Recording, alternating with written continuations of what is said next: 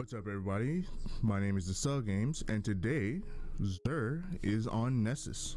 You'll find him over here on the top right of the map at the Watcher's Grave. Let's see what he's got for us today. As with every week, Xur has brought his exotic cipher Xenology quest. If you do this every single week, you'll get a chance at getting another exotic every single week, or another exotic from the, the kiosk in the tower. For those of you who don't know how to do that, let me know in the comment section and I'll show you how to do that in like another video. Just as every single week, he's brought an exotic Engram that which you can grab, and you can grab a second one if you have your Xenology quest completed. Let's see what he gives me. As you can see, I've increased the amount of legendary shards I have currently. It was been a bit of a grind, but I'm also planning on making a video on how to get legendary shards a lot faster. He's got me the no backup plans. Got some high resilience and high strength. This actually might be worth keeping given the changes that are coming to intellect coming soon. Having low intellect won't be as bad, but the recovery is kind of meh. I could make up for it, but I might keep these. This week's exotic is the Merciless. The exotic perk is called Conserve Momentum. Non-lethal hits with projectiles make this weapon charge faster until its wielder gets a kill. Secondary perk is called Impetus. Reloading immediately after a kill increases weapon damage for a short time. I believe it's on par with Kill Clip. Hunter exotic is the Sealed Arm Car's Grasp. Dealing melee damage reloads your currently equipped weapon. Total stat is 64, comes with high recovery, some decent resilience and discipline. Not great on intellect or mobility. I would say grab it because you can make up for mobility with a Powerful Friends mod, but the intellect is something that is somewhat of a concern. But having decent amount of recovery, because you can make up with intellect with other mods. The Titan exotic is the Strongholds. Punch Fish is the exotic perk. Maximizes guard stats on equipped swords. Shots blocked immediately after guarding will heal you. I believe it pairs well with the sword mods from the artifact this season. So if you don't have a decent stronghold, it's got some high intellect, which won't be as necessary for PvE.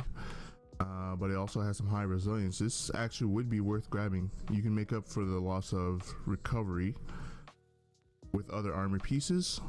I would say grab this if you don't have a decent pair of strongholds. Looks like Xur is tripling down on the neutral exotics this week.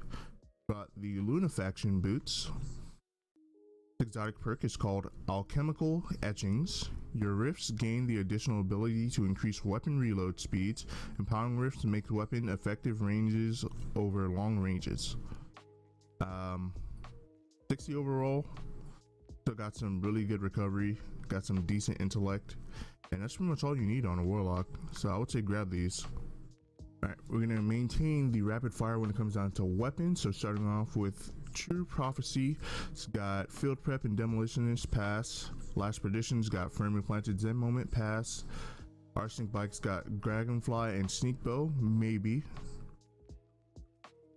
First in, last out's got Slide Shot, Opening Shot. Let's see, it's got Assault Mag. Hammer Forge is actually really decent for PvP. I would say grab this. You probably want to range masterwork on top of that. Hollow Words got Under Pressure, Surrounded, might be worth a grab for PvP. We know. Steel Sybil got Balance Guard, Tireless Guard, Assassin's Blade. I'm gonna pass on this one. And we have the third axiom with Surplus and Unrelenting. This would be somewhat worthy for PvP if it wasn't for the fact that they're kind of nerfing Surplus through the increase of time when it comes down to regen of abilities. So maybe grab this and see how you can make a build to make this work, but I am personally going to pass. The armor this week is the reissued version of the Opulent Duelist here for all three characters. This came from Seasonal Opulence. For those of you who went into Callus's menagerie, Let's see, the gauntlets, meh. Chest piece, meh. Helmet, meh. And greaves are meh. Moving on to the hunters. Pass. Pass on this. Definitely pass on that. And that's a no. Alright, now for the warlocks. This may be decent considering the changes that are coming to intellect, but I still don't believe that intellect will be worthless, as a lot of people are saying. There's gonna have to be some testing done. So excuse me, I would say pick this one up just in case, but I don't believe intellect will be as worthless as people are saying. Pass. It's really balanced. If you masterwork this, you get a +1 in every single stat, so maybe. And no. Well, that's it for today's video. Let me know in the comments if you'll be picking up anything from his inventory, as well as if there's any other content that you would like me to cover in Destiny 2 space, and maybe other video games should I have the time. I'll be working on at least in my personal opinion, the fastest way to get legendary shards, as well as on top of loot, because the other videos I've personally seen when it came down to trying to get my legendary shards back, they were just not fun. It's a lot of button pressing, which mine's technically will involve button pressing, but at least you'll be getting loot out of it. If you found this video useful, drop me a like, I'd greatly appreciate it, as well as hit the subscribe button and hit the notification bell so you can be notified whenever I upload a new video. Once again, my name is Games. Thank you for watching. Have a good weekend.